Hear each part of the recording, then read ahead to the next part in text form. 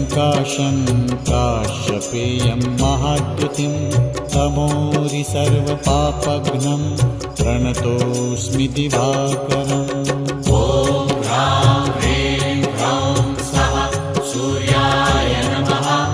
ॐ ह्रां ह्रीं ह्रौं स्वः सूर्याय नमः। जपाकुसुमसङ्काशं